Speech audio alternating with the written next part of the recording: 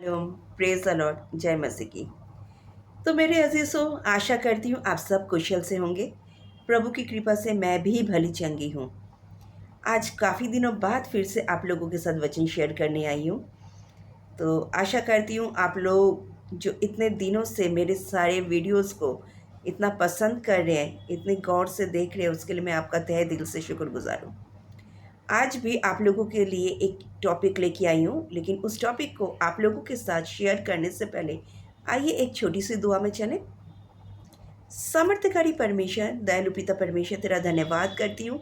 तू अपनी उपस्थिति से हमें हर समय भर के लेके चलता है, हमें सुबह से लेके शाम तक संभालता है, हर पल अगुवाई करता है, हमारी हर एक ज़रूरतों को स्वर्गीय भंडार से पूरा करता है। खुदा, इसके लिए तेरा धन्यवाद। खुदावन, जो तू हमसे इतना प्रेम करता है, निष्कपट निश्चल प्रेम, जिसमें कोई कंडीशन नहीं है, कोई शर्त नहीं है, उसके लिए तेरा धन्यवाद। प्रभु, हमें भी अपने जैसा बनाने के लिए सहायता कर, मदद कर। हमारे हर बिहेवियर में, हमारे हर कैरेक्टर में, हमारे बोल चाल, उठने बैठने में ये छलकने पाए कि हम सच में तेरी ही संतान है, तेरे दासी है, दास है। ऐसा हमें बना, क्योंकि खुदावन यीशु, हम अपने आप से कुछ नहीं कर सकते, क्योंकि बिना डाल के रहकर हम कुछ नहीं कर सकते। अगर पेड़ से टहनी ही अलग हो जाए, वो टहनी कब फूल नहीं सकती, फल नहीं सकती। इसलिए खुदावन, सहायता कर, मदद कर, अपनी आत्मा के चलाए लेके चल, आत्मा के द्वारा अगुवाई कर, आत्मा से भर खुदा, ताकि तेरे वचनों का सही मायने तक हम लोग पहुंचा सके लोगों तक। खुदावन यीशु, बोलने और सुनने वाले हर एक के ऊपर तेरी आशीष वाले हाथ होने पाए, इसके लिए तेरा धन्यवाद करती हूँ। आज के दिन को तेरे हाथों में सौंपती हूँ, अब तक संभाला है, आगे भी संभालेगा, इसके लिए खुदावन धन्यवाद करती हूँ। जो वचन को आज शेयर करने जा रही हूँ, उसमें मैं तेरी उपस्थिति को मांगती हूँ, आत्मा की अगुवाई को मांगती हूँ खुदा। Thank you Jesus. और मैं जानती खुदावन, तूने इस प्रार्थना को सुन लिया है, इसके लिए धन्यवाद। हर एक बातों को तेरे चरणों में अर्पण करते खुदा।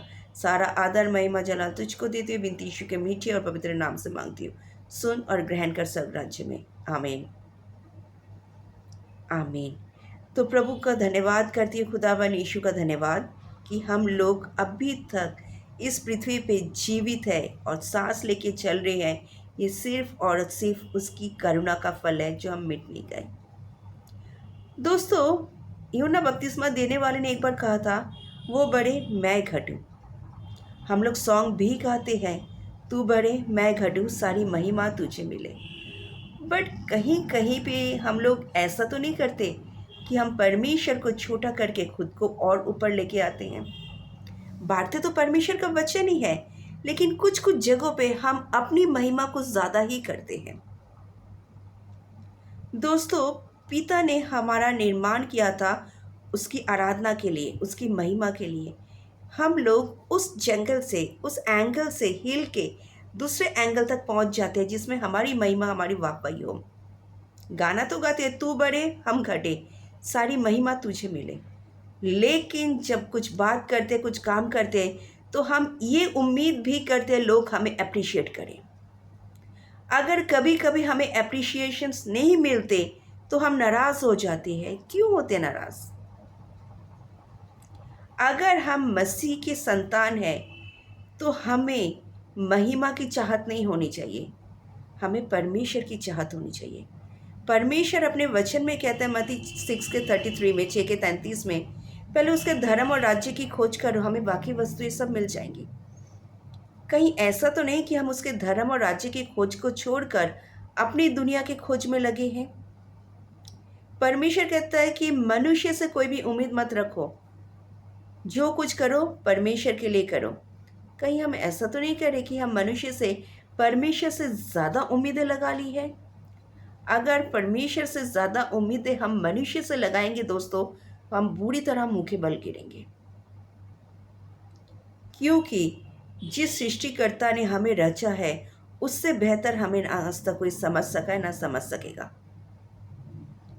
हम उन इंसानों पे ज़्यादा भरोसा करते हैं जो हमारे बाहरी रंग रूप, बाहरी तौर तरीकों को देखता है।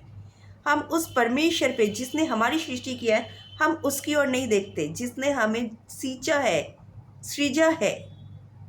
हमारे मन के अंदर क्या चीज़ चल रही है, सिर्फ और सिर्फ वही जानता है।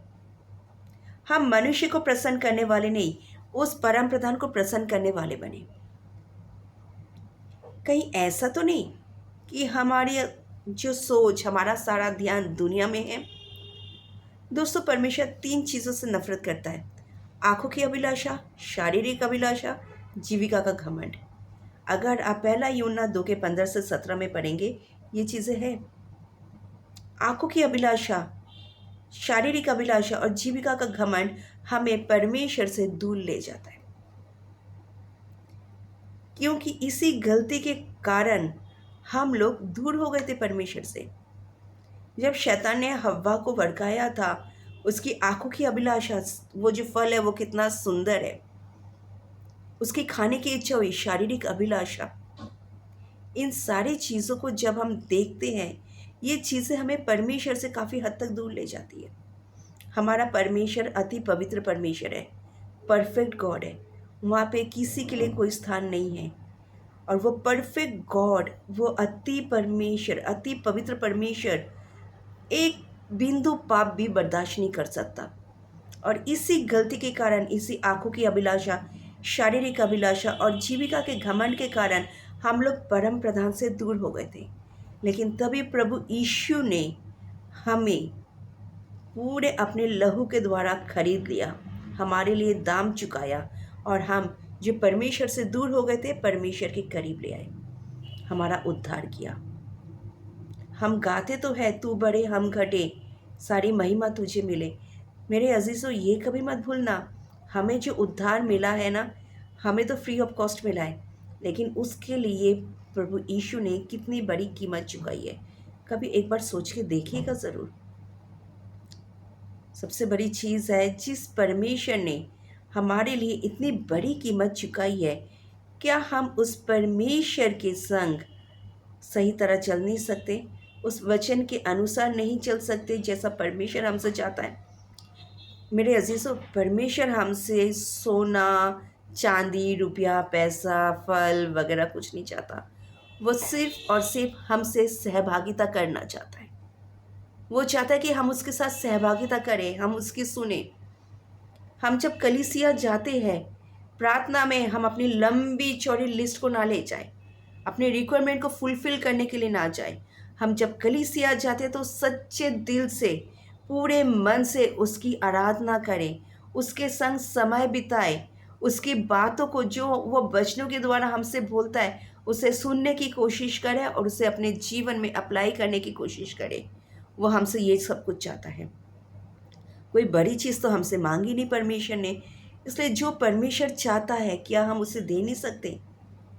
अगर आप सच में चाहते हैं कि परमेश्वर बढ़े हम घटे, तो परमेश्वर जो हमसे चाहता है, हम उसे उसके अनुसार हम करने की कोशिश करें। धन्य है वो जो धर्म के भूखे और प्यासे हैं, वो तृप्त किए जाएंगे। मेरे अजीज़ों, एक बार हम धर्म के भूखे प्यासे होकर ही देखते हैं, उसके राज्य और धर्म को खोज करके देखते हैं कि परमेश्वर हमारे लिए किन उत्तम मार्गों को खोलने जा रहा है। इस बात को सोचिए और अपने आप को जांच के परख के देखिए कि हम क्या ढूंढ रहे हैं, परमेश्वर के राज्य को ढूंढ रहे हैं या अपनी आंखों की अभिलाषा, शारीरिक अभिलाषा और जीविका के घमंड को मिटाने की कोशिश कर रहे हैं। हम इस दुनिया में किसके लिए हैं, उस परमेश्वर के लिए या खुद की महिमा, खुद के अप्रिशिएशन के लिए? Are we a god seeker और अटेंशन सीकर? इस बात को सोचिएगा और ज़रूर इसका आंसर कमेंट में दीजिएगा। तब तक के लिए जय मसीह की।